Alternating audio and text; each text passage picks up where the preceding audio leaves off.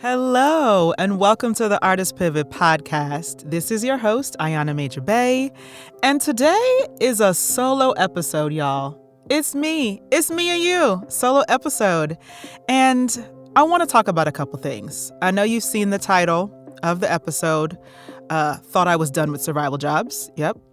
And so that's what I'm talking about, survival jobs and the need to go back into them sometimes, but also the internalized job shame that may come with that, especially as creatives, and we want to be working in our fields.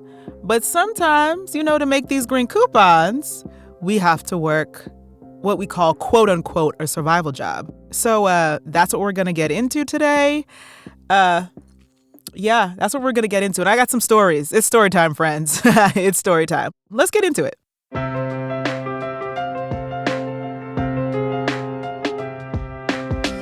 Come take a listen and let your inner artist play. Creating your dreams step by step every day. If you're feeling lost and don't know what to do, always remember that you can pivot to the artist pivot.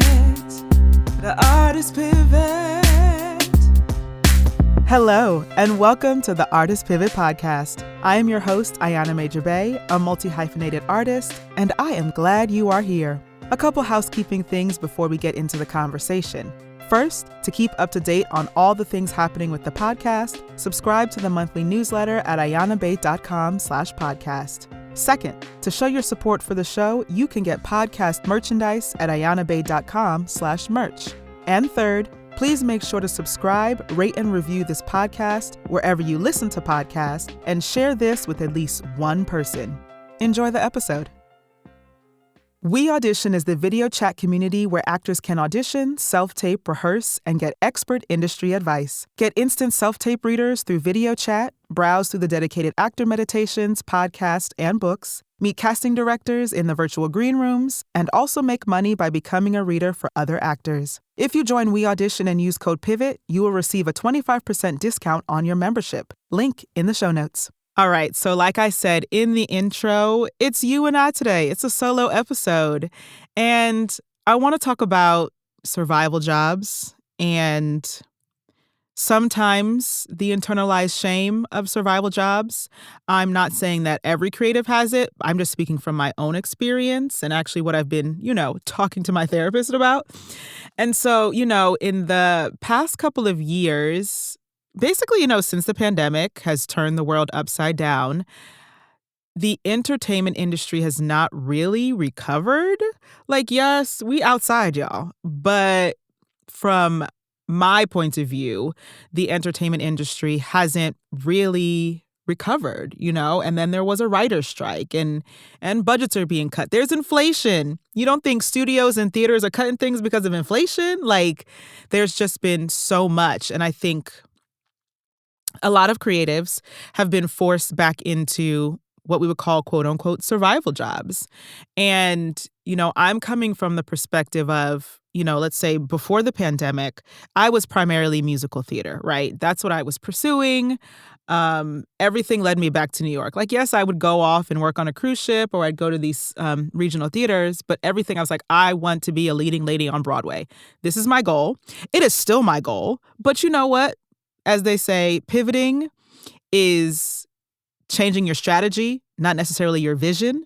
So my vision is still to be a leading lady on Broadway, but I got to change my strategy, And so before the pandemic, it was very much pursuing musical theater. So between contracts, I would work survival jobs, and most of them I liked. Let's be very honest. A lot of them I actually did like, but my goal was not to stay there. My goal was I'm auditioning so that I go off for another contract. I'm auditioning so that I could be on Broadway. I'm auditioning so that I could work in my industry. And these are, side jobs. And so that was primarily before the pandemic. And then, we all know the world went into chaos and literally shut down. And coming out of that, I have learned, I was forced, if I'm being completely frank, I was forced to think about myself as more than an actress and to really go, wait, what are the skills you actually have, Ayana? Like, you have so many skills. You also have so many interests. And yes, acting has been the top of the list for your whole life up until now. But let's start to use the other skills in your wheelhouse.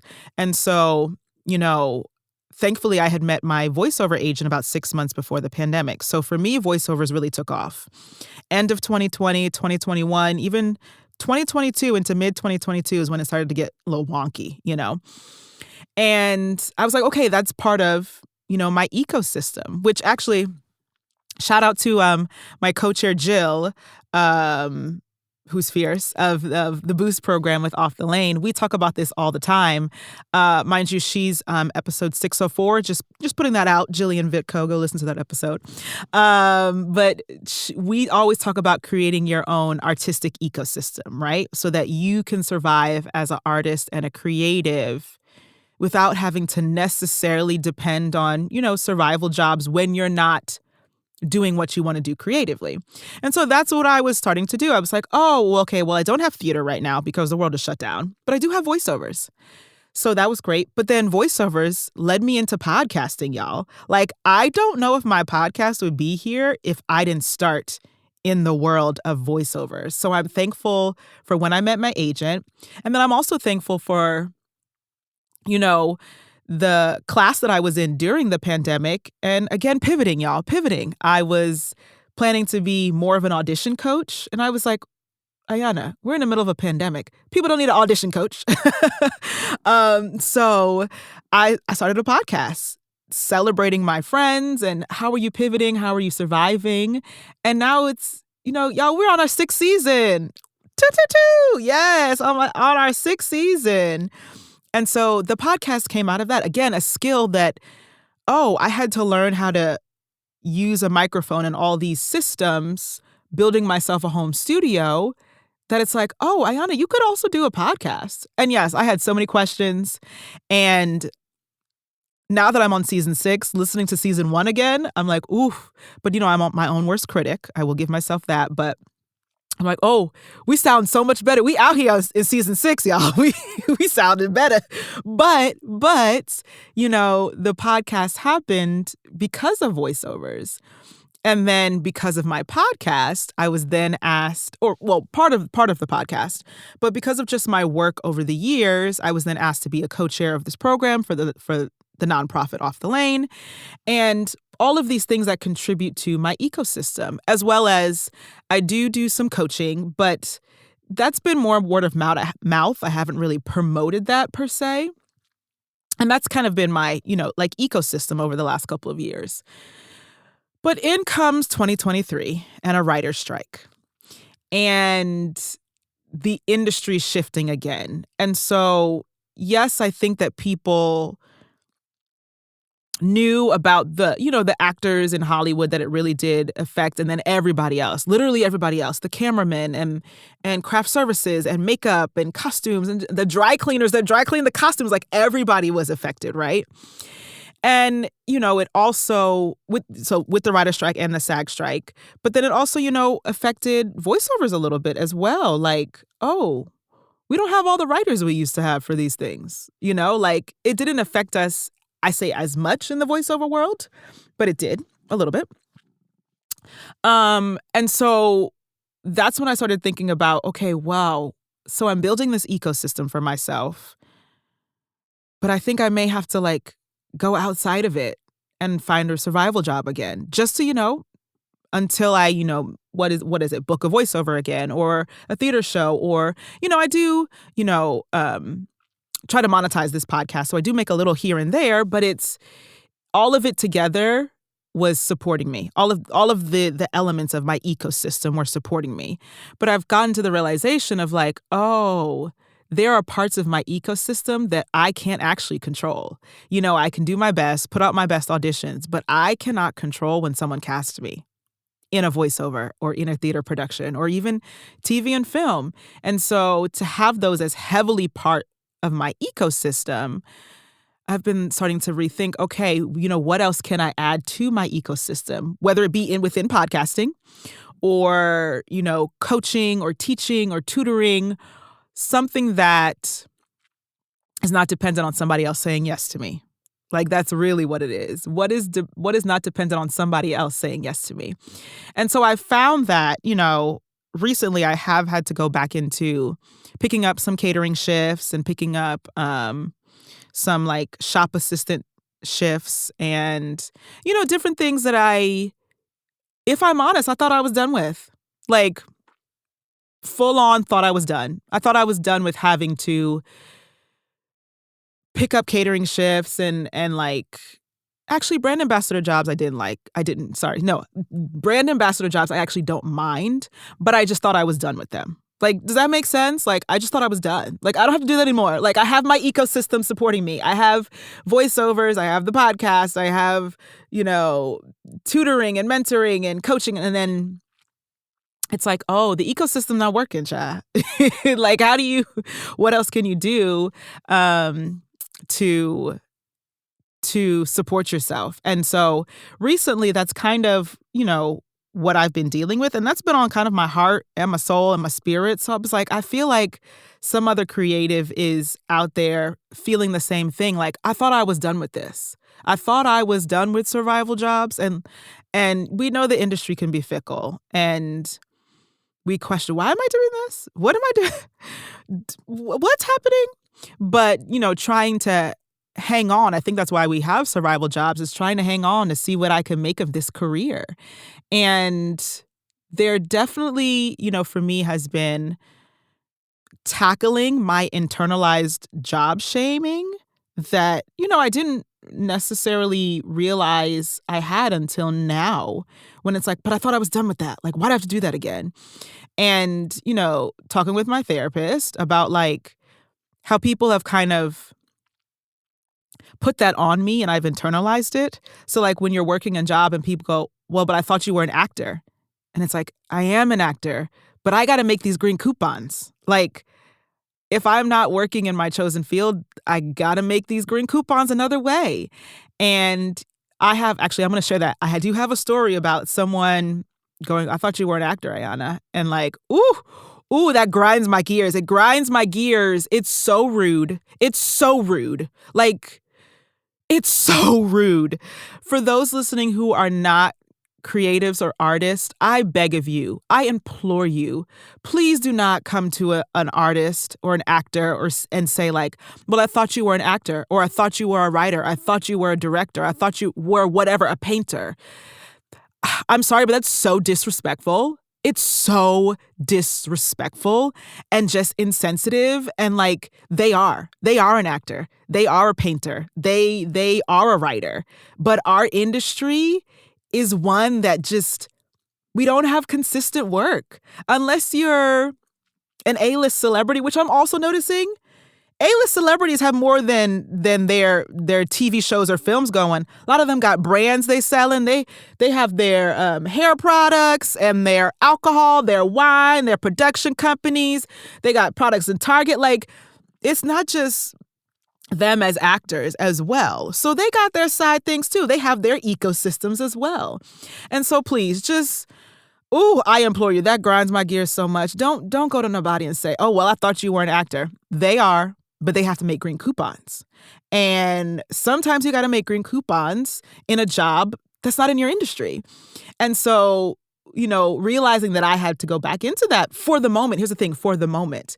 Because now this, iteration of my career is like, oh, it's driving me more to really make sure that my ecosystem, my creative ecosystem is solid, so that even if the voiceovers slow down a bit, even if, theater slows down a bit, I'm still supporting myself. And so, like I said, it may be in podcasting. Maybe I get like a cute little producer of another podcast job. You know what I'm saying? But something creative. And so this has motivated me to really work on my own ecosystem.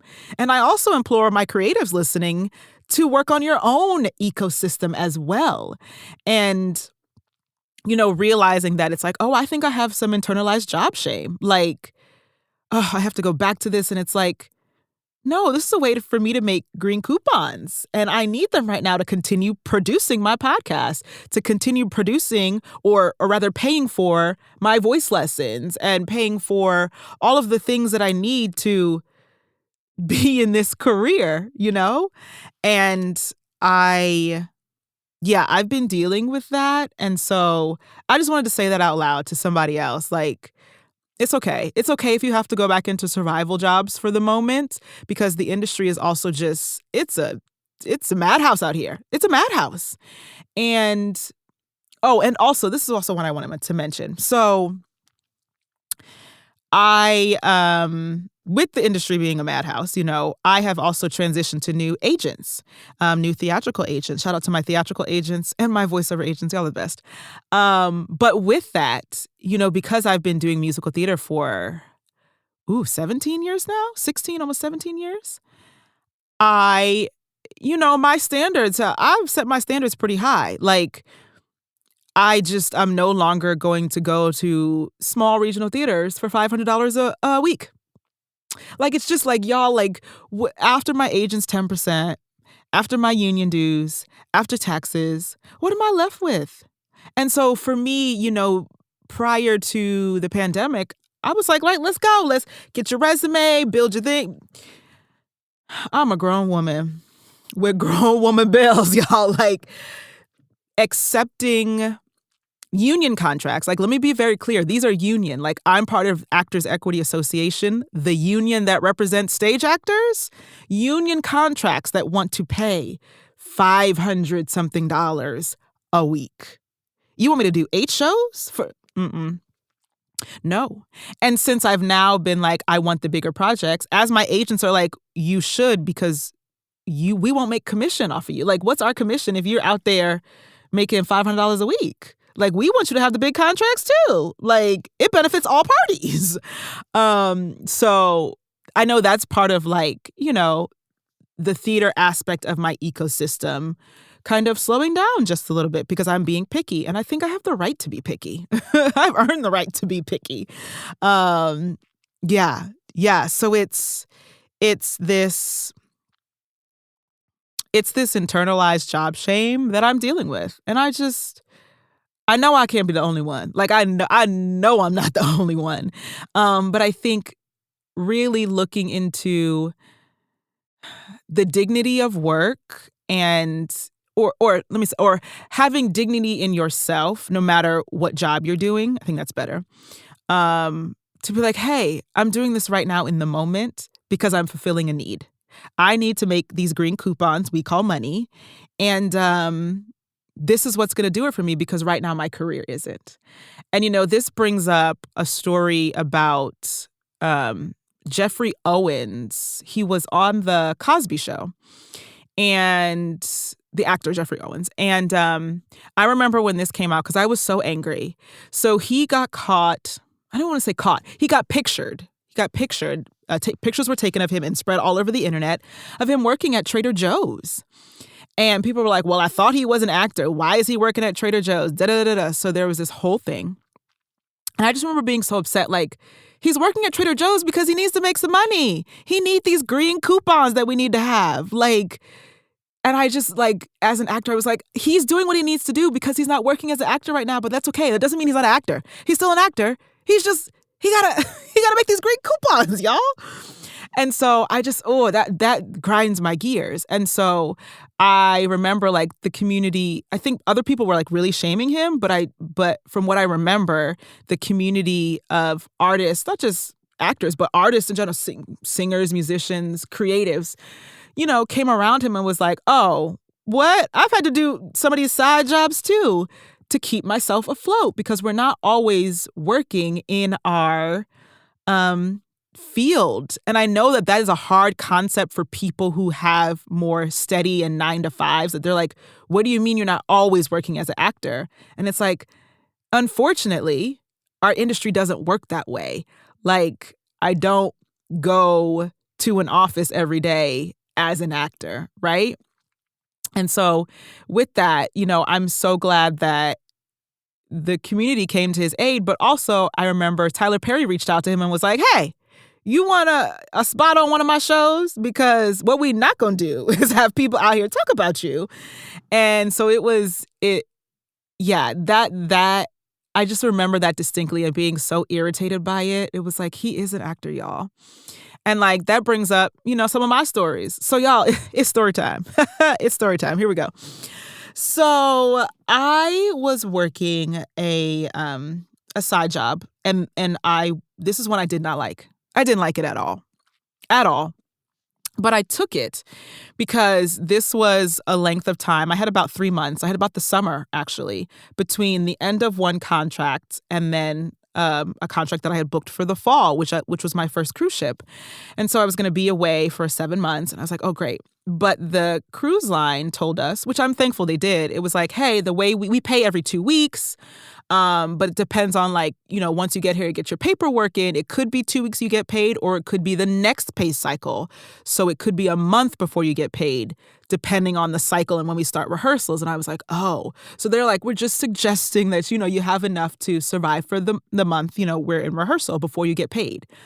And I'm thankful that they told us that. Again, they pay every 2 weeks. We may or may not be on the first pay cycle because of paperwork and stuff, right? And so I was very thankful that they told us that. Now, whether that's, kosher or not, I don't know. But I'm at least thankful they told us about the pay situation. And yes, I got paid. I got paid the first month. So just putting that out there too. But because of that, I had taken on another side job. So at that point, I was working for Actors Equity, actually, and as a monitor, but that was part-time.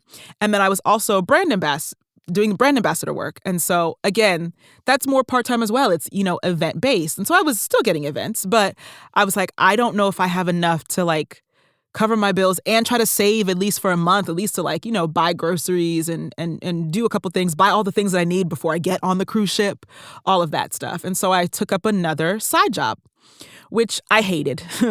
And it was flyering on the street, y'all. Actually flyering on the streets of New York City, and specifically Times Square. I, as a person who grew up in New Jersey, going into the city very frequently, avoid Times Square like it's the plague. Okay, I avoid Times Square. But this job literally had me flyering in Times Square. And it was a job handing out flyers to Broadway shows with coupons on it. And I hated it. I hated it. I hated every shift. I dreaded every shift. But I just remember telling myself, Ayana, you're literally going to a contract in September. This will not last forever. You just have to make these green coupons, right? But that wasn't the worst of it, y'all. The worst of it was when I saw a friend who was on Broadway and he was like, what are you doing? What are you doing here? And I was like, I'm making money. I'm making money. I'm making money. And I just, remember to be like, well, I wish I was in a Broadway show like you. I am not, but I'm happy for you. But I'm here because I got to make some green coupons, So I was like, okay. And so I do remember feeling shame for that. I do. Again, full transparency, I do remember feeling shame for that. My friend who's on Broadway is asking me what I'm doing, handing out flyers in the middle of Times Square. And I'm making green coupons. That's what I'm doing. That's exactly what I'm doing, right? But again, I knew in the back of my head, oh, child, this only lasting for the summer because I got a contract to go to. So then I'm all in Times Square, flyering. And then my ex-boyfriend comes up. And so we spotted each other and he was like, oh, hey, hey. And I go to explain myself, of course, going to explain what I'm doing here. And he was like, no need to explain. You're in between contracts, right?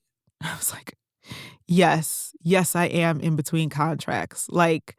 I'm glad you remember this is, how it works. We hadn't been together for a couple years, but I'm like, oh, wow, you remember how this works. When we were together, that I was on a contract and then I have to go find a job while I'm not on a contract.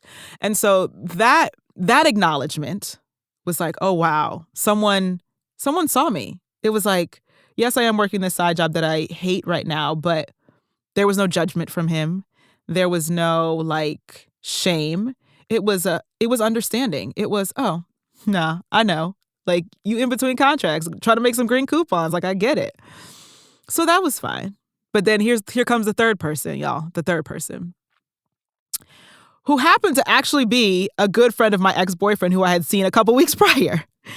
And, I'm walking back to the home office of this job, and I hear this young man talk about, hey, I know you. And I was like, "Ugh, I'm sure you don't. Like, please leave me alone." Like, child, I'm in the streets of New York, dressed up, kind of like in semi-costume, like one of the, like I would be an actor in the show, right? And I was like, "I'm sure you don't." And he said it again, no, no, no, like, I know you. And I was like, "No, you don't." And then he was like, "You used to date blank." And I was like, I turned to him and I looked and I was like, oh, he was my ex-boyfriend's good friend. And I was like, oh, yeah, I actually did used to date him. And so, I'm in this costume and he was like, but I thought you were an actor. Y'all, y'all, oh, my blood is boiling just at like repeating that. And I was like, I am an actor. I'm actually going to a contract in September. I'm just happen to be working this job right now. And he was like, oh, okay. Like the judgment in his face. And like, I believe, that's where some of my internal job shame is coming from. Not just him, but just like in general over my life of people, oh, you're an actor. Well, you're not going to make any money. And what are you actually going to do? And then you're like, I'm going to be an actor. That's what I'm going to do. But with that, I think now in 2024, we have to do more. We have to bring in other things, But sorry, I digress. Going back to that story, that really hurt when he was like, oh, I thought you were an actor. It's like, I am. I am an actor. You just don't understand how this works. You don't understand that I'm not always working in my industry. Would I like to be? Absolutely. That's literally my dream, is to always be working in my industry. And now my industry has broadened, like I'm now in the podcast industry and, I'm now working in a nonprofit. So, my industries have expanded. But it's like, unfortunately, for 99% of us, we're not always working in our industry. And I just remember that distinctly. But I knew it was like, of course, my ego kicked in. My ego kicked in a little bit. I was like, I am an actor and I'm going to a contract in September. So like, shut your mouth, But it's hard. It's hard. And yeah, it's something, like I said earlier, it's been on my heart, on my spirit, and quite frankly, talking to my therapist about it and going, I think you have a little bit of internalized job shame, Ayana, right? And like, how do we address that? How do we get to the point where it's like, build your ecosystem so that you're not ashamed of anything you do? And even with that, even if you do got to pick up some of these side jobs, girl, if you don't walk in there with dignity and your head held high, talking about some, I'm just here to make green coupons, you'll live, you'll be just fine. And that's what I wanted to share.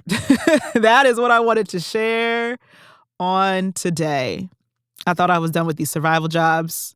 For the moment, I am not. But eventually, I will. I am motivated to get to the point where it's my own creative ecosystem. So I leave you with that. Like, think about how you can create your own creative ecosystem. And within that ecosystem, not having too many things that are dependent on someone else saying yes to you, right? But it's okay. Like, I'm an actor. If you happen to be an actor, voiceover artist, whatever it is, those are still very much a part of my ecosystem. And I am acknowledging that someone has to say yes to me, right? But everything else in my ecosystem, how do I say yes to myself? How do I say yes to myself in podcasting? How do I say yes to myself in the nonprofit space? How do I say yes to myself in mentoring other artists? And cushioning my ecosystem so that those are the foundation and that voiceovers and theater are kind of the extra, right? And reframing how I see all of the aspects of my career. Yeah. Yeah, because to pivot, we're just changing strategy, right? We're not necessarily changing the vision, but we're changing the strategy to get to the vision. Yeah. That's it, y'all. That's what I had to say. Okay, that's what I had to say. Thank you so much for joining me. Hit me up, y'all, on Instagram. My personal page is at Ayana M. Bey. My podcast Insta is at The Artist Pivot. Sign up for the newsletter. I send out a monthly newsletter. It's only once a month with, some episode highlights, but I also do a pivot of the month. So I kind of highlight an artist that I haven't interviewed and kind of go through their career pivots and ask how do we think they got here? And I'm going to probably add some more things to the newsletter as well. But yeah, hit me up. I'd love to hear from you. And y'all, keep going. Keep going. It's hard. Yes. Ooh, yes, it is. But find your way. Find your own way. Find your own path. There, is no prescription to this. Shout out to the last episode, Tara Tagliaferro. Yeah, there's no prescription to this. There is none. And if anybody tries to tell you there is, just look at them. Give them a side glance, because there's no prescription to it. And go work those side jobs, those survival jobs, as we call them, if you have to. Go do it. And hold your head up high. And I know, I thought you were done. You thought you were done with them. I thought I was done with them. But here we are. And you're going to make it through. You're going to make it through. This podcast is produced by Ayana Major Bey. Editor is Kieran Niemand. Theme song lyrics written by Ayana Major Bey and Melissa Victor, with performance by Ayana Major Bey. Please make sure to subscribe, rate, and review this podcast wherever you listen to podcasts.